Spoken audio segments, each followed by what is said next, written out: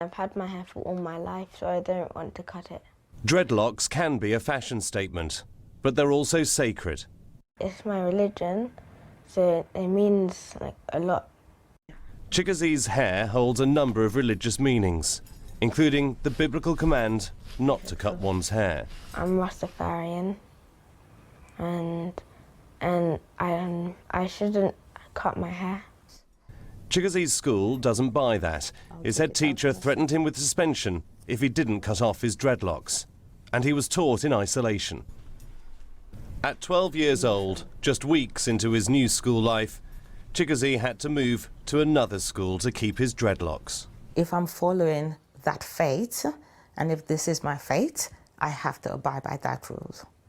I cannot abide by anybody else's rule but the Creator's rule. What do we want? Equality! When do we want it? Now! Fulham Boys' School, a Church of England academy, is accused of religious discrimination. The ban on dreadlocks has sparked global newspaper headlines. There's a growing petition, and today a protest by the Rastafarian community outside the school gates. But Fulham Boys' School is not backing down, maintaining its position that it has a strict uniform policy that every pupil, whatever their culture, whatever their background or religion, must stick to. Let's stop the racism at Fulham Boys' School! I don't know what's going on with society these days, but we have to address this as parents and as Rastas. What do we want? Equality! What do we want it now? We've consulted with lawyers who have all said that the school's position is unlawful. So we have it on good authority that the school's position is untenable. It's in conflict with the law. In fact, Ofsted guidance warns schools that while they can impose their own uniform policies, they should be willing to adapt to accommodate religious beliefs, unless they can justify a reason not to. Fulham Boys' Schools say they see dreadlocks as a social issue, not a religious one. They may have to argue that in court. Chikazi's family are seeking legal action. It went viral after 2 Rastafarian students were denied admission to one of the best schools in the country, Achimota School to be precise. Directed to a chapel, I think Agri Chapel, but it was a chapel where the people wait. And that's the very same place they present the items they've been asked to buy. And when I got there with my staffs and everything, one of the mistress, she was packing the presented items into the cars. And she told me she wants nothing to do with me because of my dreadlocks. So I should pack my stuffs and everything, sit away from her stuffs. That's all the items collected. I should keep away from that place. And then she also said with the dreadlocks, they will not accept anything. So it's either I'm getting it all at that very same place. It's either I'm getting it off and coming to Achimota, or that's it. But Achimota will no way accept it. Getting the first choice, Achimota was one of the very schools I've always wanted to school at. And so I was expecting they would just accept. But then thinking of bringing in the hair problem and telling me because of your hair, we quit, we push aside academics and everything and just focus on the dread first. I was really bit shocked and surprised. The media slapped the headline story on their front pages while social media took center stage for discussions. Well, some users of these platforms disagreed on the actions of the school, leading conversations to an abuse of human rights. On the other hand, some users sided with the authorities of the school. Kali J says, people saying if we allow the Rastafarians to go to school with their hair, other people will also follow the trend. The question I want to ask is, what is wrong with students keeping their hair? Don't you think it's time to change some rules in our education system? I support real Rastafarians going to school without cutting their hair. But my problem is, how are we going to separate the real Rastafarians from the Shatawali dreadlocks? Because all Narasta.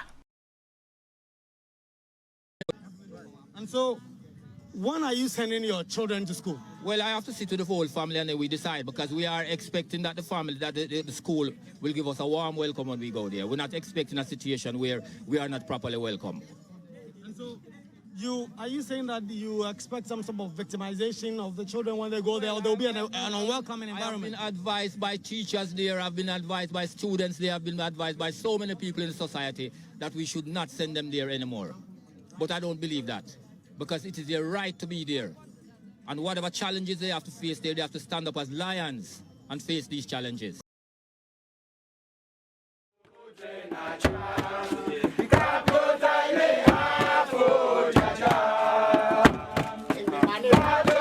Rastafarianism continues to be a well-known religion in Malawi and around the globe. Rastas are people who believe in the Judeo-Christian God known as Jah. One strong belief they have is the wearing of hair in dreadlocks from once a person is born or converted to the religion.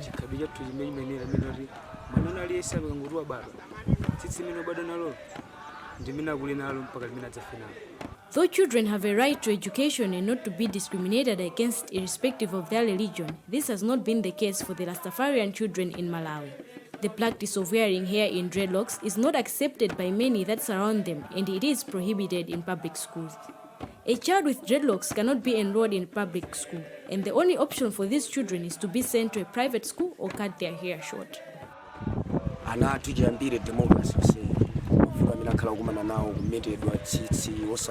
Government school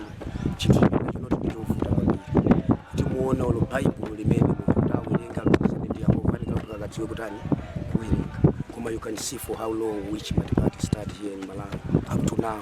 There is no any evidence to give evidence that one day I will go into a government school. So this is many problem.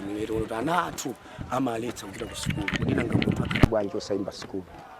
Malo kumapanga segregation atsitsi wewe ndinosema nyimbo zokanga tiso zimeze mapagitsa muntu lokuti adzikhala ndi guilty conscious yoti sangate kukhala limodzi ndanzake chifana zake amakhala sawa kumusankha pakati pathu chifukwa cha anthu ena azikhulupiriro zina mukaona Yehova amalopatosa chimodzimodzi ndi kwakukulu kuti malira ife titaona chitachitika ndi ana athu atayimba school mu government school zimene zingatithandize kukhala so ndi anthu abwino mapolist otha kuwerenga kusiyana ndi mmene zilili chifambira makaulisata kuyankhula chizungu international language imene ngapangitsa panga communicate ndi anthu mwina ku Caribbean ndi futo lathu lalikulu limene tikuona ndithu Rastafari ife zimene mabungwe yatimamva ndithu kuti mabungwe akutha kumapanga promote ngati za safe abortion zimene linapa chilamulo cha Yehova ndi zinthu zoyipa same sex marriages zinthu zoyipa kodi iwo amabungwe sangatenge ndalama zawo kuti thandize ife kuti ana athu adzipita ku school.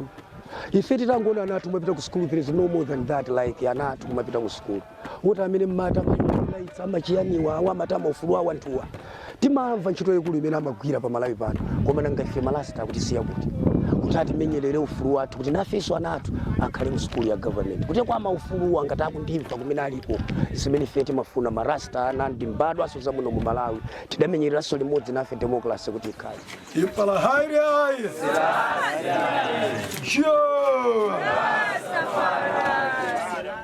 mawatu ndomaliza ndokuti feta nena ndito madandi athu kuti rasta ndizikaso ya dziko lino la Malawi ngakhale kwina kuli konse kumene ali from the west from jana kupangidwa tocha chifukwa cha maonekedwe ake makalektisti njetu kuwapempha kuti anthu onse akamona rasta mpatse maufulu monga amene tanena aja mawatu omaliza ndamene kuti feso ndi anthu ngati asangotiona ndi negative eye na feso tikhoza kumpanga Malawi kukhala malo abwino okhala posa tisomene zilimu kuposa mmene atatijovinitsa musochitika zawo za dziko.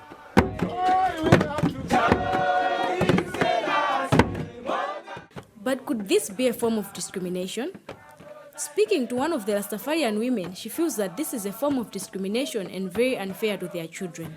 According to her, in a country as poor as Malawi, most Rastafarian families cannot afford to pay fees for their children at a private school. Inenkani imene yoti okanisidwa ana ku school imandipoiteka ndiponso ndimakhala kulira kukanga ndi mzimayi ali kuleba chifukwa nkani yoti mwana akanisidwe ku school timaona anthu ambiri a Muslims amakhala ndi mabuibui awo amavala mapita mklasi zikutipweteka chifukwa timamvaso a president yayi pano papita kakuti ku school yakuti ukaonana ndi ana kumene kunanga why not trust kumuitana kuti nayenso azakhale ngati aone kuti mavuto ake ndi otani. Zona dalipo de ana mema kaota na kanisidwa kumalo wa maklasi pali uyo Teddy amene ali apoyo anakanisidwa kulowa poti paka na waphunzira form 3 kufika form 3 ali private kodi na kuli ngati ine munthu oso oti ndibe drama naneso kumapoti kumambuyo ko niwakansidwa school yoti ndilipitirize kuphunzira school chifoti ndine rasta ine chimene ndingakonde choyambirira kwambiri ndichoti atimangire kunkulu skulu ya boma yoti ana athu azipa maufulu asamapangidwe tocha iyayi.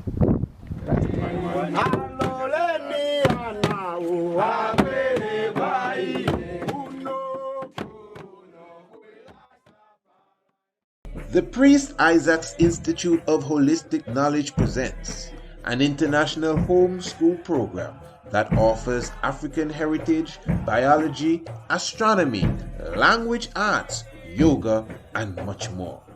Our classes are created with the young ones in mind, and we cater to youths from kindergarten to high school. Children love our colorful and very animated lessons, while parents recommend it to friends and family.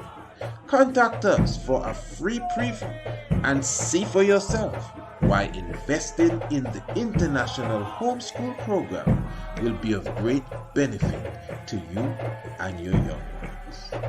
Bless you.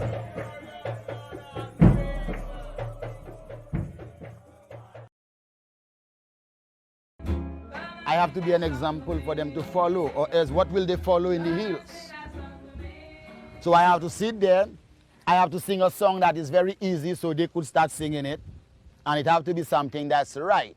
Like, I see the sunset, I'm still praising Jaja, Jah give I every day, give I every night, you know. So therefore then, and I teach them to tell Jah, to thank Jah every day.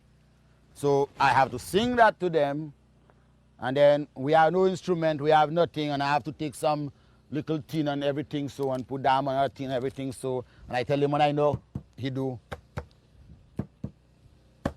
So we started so, and they started knocking, so every evening when the sun go down, so I call them, I tell them come and sit and sing again.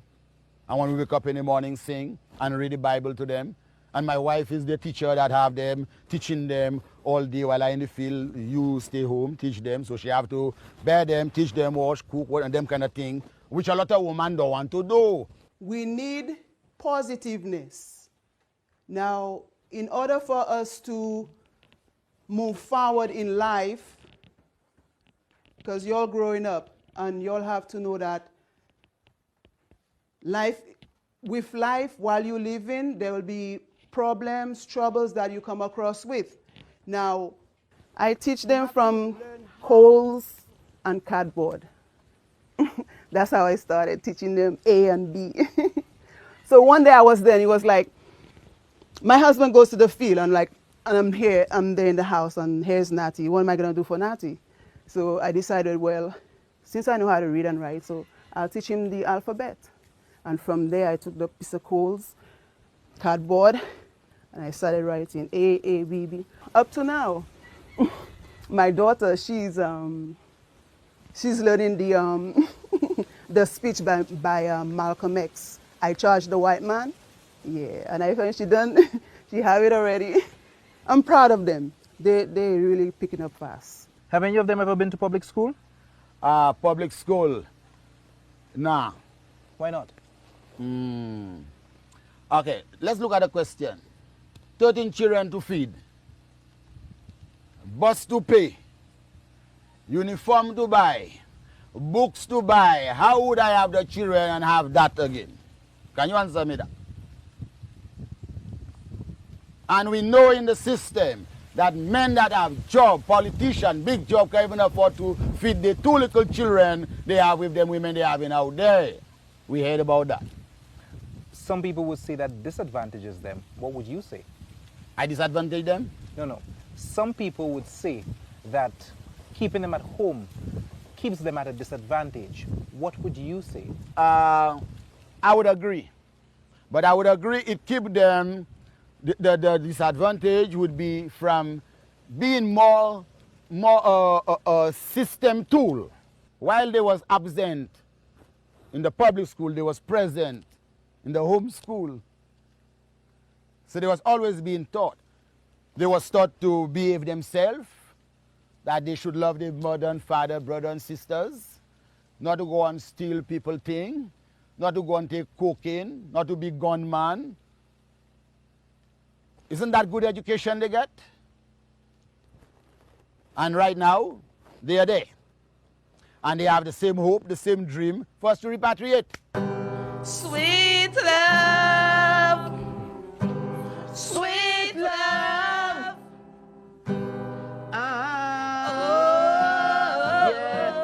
Rasta love is the sweetest love. There ain't no one that could compare to Rasta love. That's what we need. Most people will be baffled that your children have not been homeschooled, yet they're technologically savvy, they're computer literate, they all play musical instruments. What would you credit that to? Their father. He taught them all of that, with the computers and all the technology, like he could get to bring it for them, to help them further their education. Life is a cycle, go round and round. Today you up, tomorrow you down. Oh, my mom taught like history. She taught lots of math because she loved math, I guess. She taught math and science and English. She taught those subjects, but I more had rather to choose the subject of music because that's my thing. Yeah, I love music. Give a little bit, show love to the poor. You better give something to the poor. Show love to the poor. Did you have friends apart from your brothers and sisters growing up? Oh no, just my brothers and sisters. Did you think that you were missing out on anything? No, not really. Not really, no. Some people will say that you live up here segregated from everybody else, yet you are technologically savvy. And that's not Livity of Rastafari. What would you say? Oh, Rastafarianism is like following the Bible, following what is written. We are not against education as Rastafarian people. People will look at us and say that we are savages because we are living up in this and we didn't go to a public school. But it is, like Marcus Garvey said, we can educate ourselves outside of the classroom. We doesn't have to go inside of a building to be educated. We can be educated outside of the classroom also, and even attain a higher education or higher level of education than even them that was sitting in the classroom. So it is not like we never go to a public school, so it's like we're not educated too.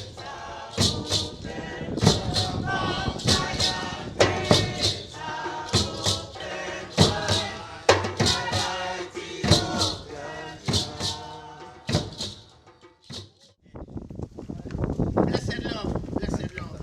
Greetings, His Royal Distinguished Prime Minister, Honorable Gaston Brown. Blessed love. Greetings to Honorable Daryl Macho. Blessed love. Constituency representative of this area. Blessed love. Greetings to the Minister of Education, Honorable Michael Brown. Blessed love. Greetings to Mr. Pringle, Opposition Leader. Blessed love. Greetings to one and all, in the name of our God and King Haile Selassie I. Jah! Rastafari.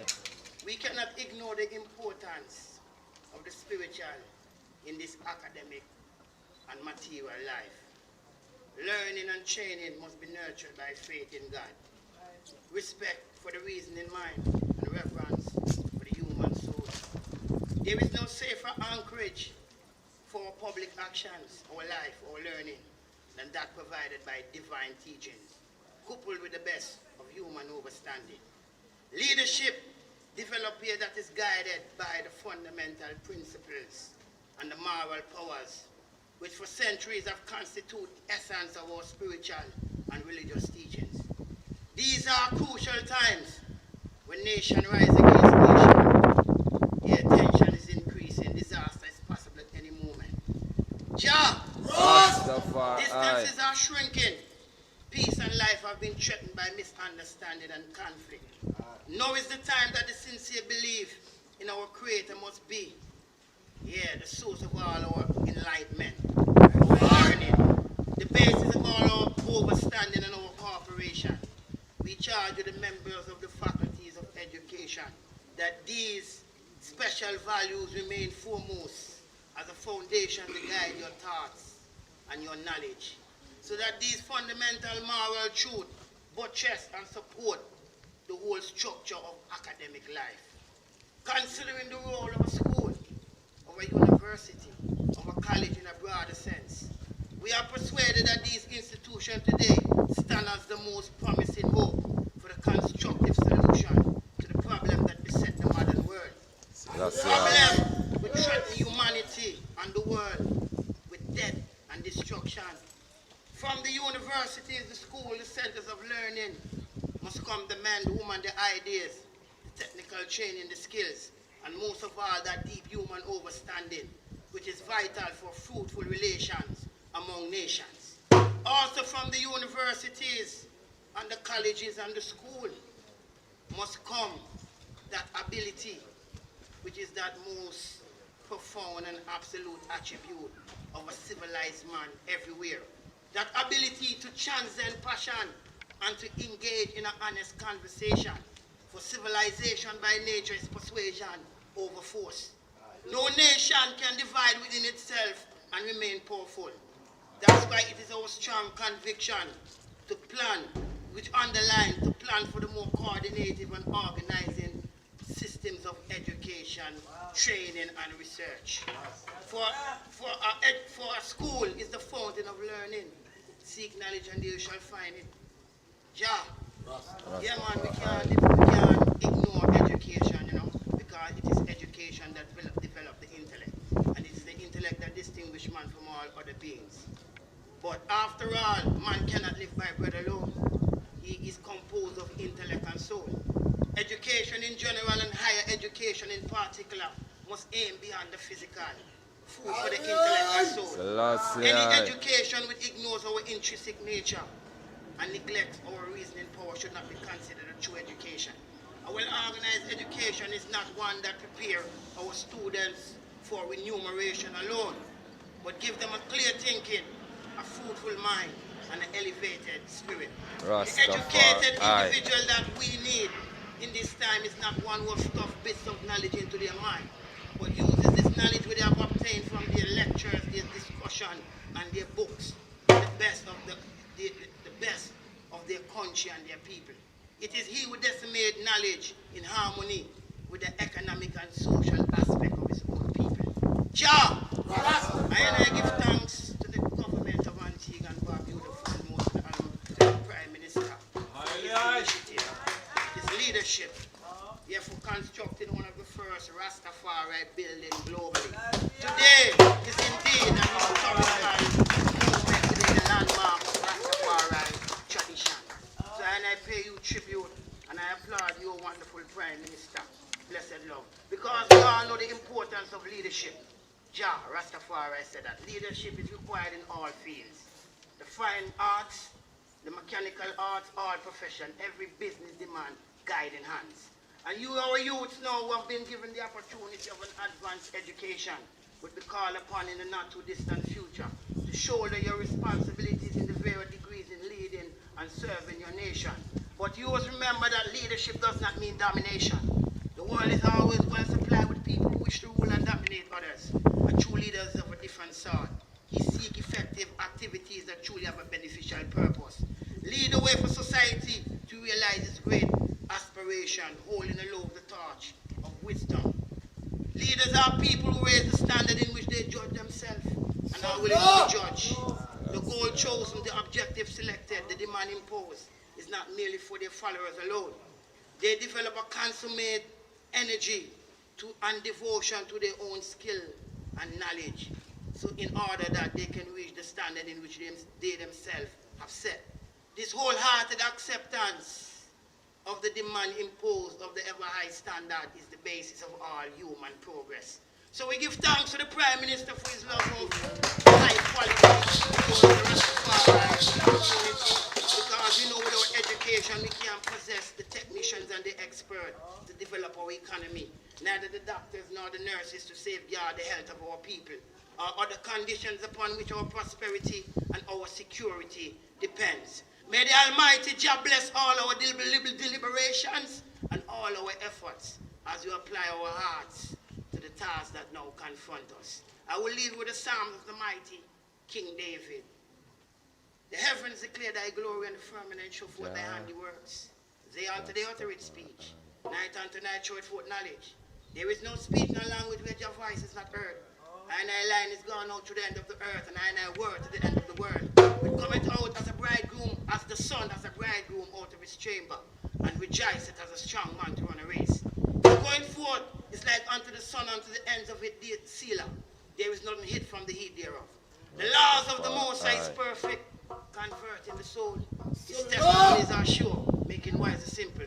His statutes are right, rejoiceth the heart. His commandment is pure, enlighten the eyes. His fear is clean, endured forever. His judgment is true and righteous altogether. More to be desired are they than gold, yea, than fine gold. Sweeter also than the honey and the honeycomb. Moreover by them is thy servant one, and in keeping of them there is a great reward. Who amongst us without error? Cleanse thou eye from seeing faults. Keep back also thy servant from presumptuous sins, that they may have no dominion over me, that I may prove fruitful in his great transgression. Let the words of thy mouth, the meditation of thy heart, behold and acceptable in thy sight. Jah!